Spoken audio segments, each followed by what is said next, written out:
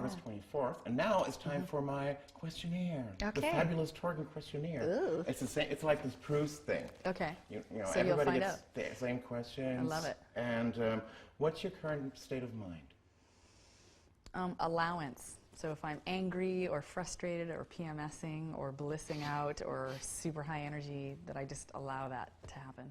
Cool. That's a good thing. Where did you wake up this morning? I woke up in my hotel room in Berlin, but I fell asleep on the floor. I was so tired. I was so tired. My husband walked in the room. He said, "Honey," you know, and I was on the ground. I was so exhausted. That's how it gets. Does that happen a lot? Nowadays, yes. Coffee and falling asleep on the ground. You got into coffee drinking again I had to. during that record. Yeah. I used to get anxiety attacks from it, but now it's a sustaining liquid. I'm immune to caffeine. Are you? I think. Does it neutralize things? We just went shooting something on Ibiza, and they said, "You drink too much coffee." And I said, "I didn't drink any coffee today. I might have had 20 cups, but." So you're not even aware. No. What's on your nightstand? I have a spray of essential oils that I spray. It just kind of clears the energy. For me, after a big day of, I'm an empath, so I meet people and audiences and cities. I just take in a lot of energy, so it's my way of just clearing.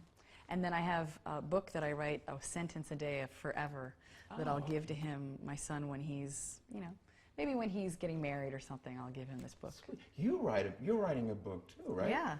Yeah. And it's like, what, 800 pages long already? Right now, there's about 800 pages. But I think next year, when the touring for this ends, maybe in March or so, I'll actually finish this book. Cool. Yeah. That's a big book. Yeah, it won't be that big. It won't be War and Peace.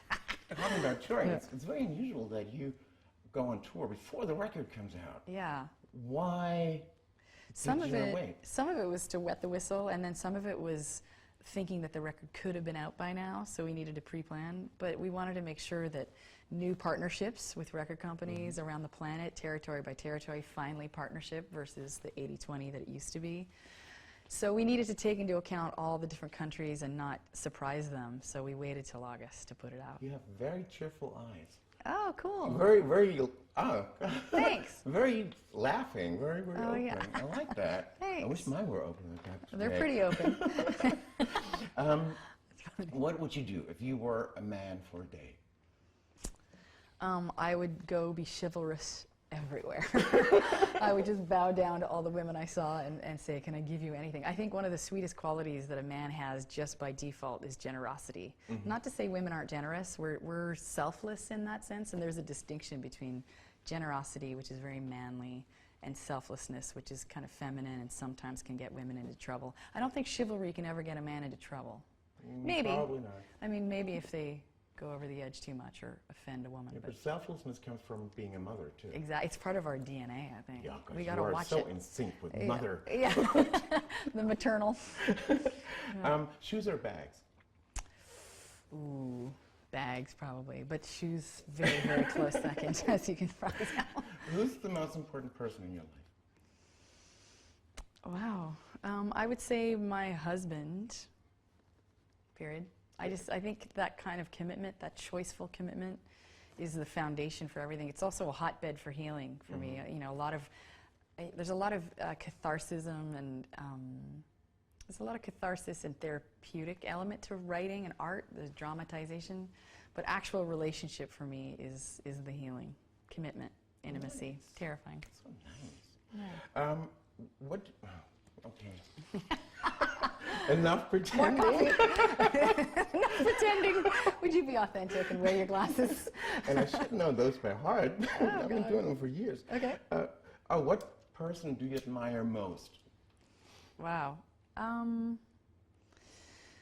woman named Debbie Ford, who's an author. She wrote a book called The Dark Side of the Light Chaser. She's been a teacher friend for a really long time, and I watch her speak publicly and do workshops, and she just kind of blows me away. Her whole goal is wholeness, and so is mine. So when we met, there was this instant sisterhood. That's good. Yeah. Great. You have a very good life.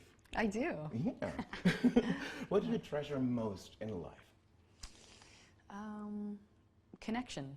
I think connection with God, connection with my friends and my son, my husband, connection with my animals, connection with nature, colleagues. Do you have a good circle around you? I do now. I didn't when I was younger. I didn't even know how to foster it or nurture it. But now I do. You were screaming much more. Yeah, I was a little more caustic and reactive. But, I was 19. What are you going to do? Okay, 2 more. Your fondest memory? My fondest memory, I think right now it would be off the top of my head giving birth to my son. We did it at home. And it was in my room upstairs on a futon. It was pretty intense, but probably the best memory, yeah. And the last question, I guess. Finish the sentence. My life is. My life is everything. Right now it is very full and rich, and I'm very happy when I'm expressed. And there are times where I'm not working as much and I'm not writing as much and I get really depressed. So as long as I'm writing and moving the energy, I'm very connected. Cool. Your life is ever a thing. Everything. All right. Short, but very, very nice. Sweet. Yeah. Very nice. Yeah. God, those eyes. Take care. You're so sweet. Take care. Was that okay for you? That was perfect. And now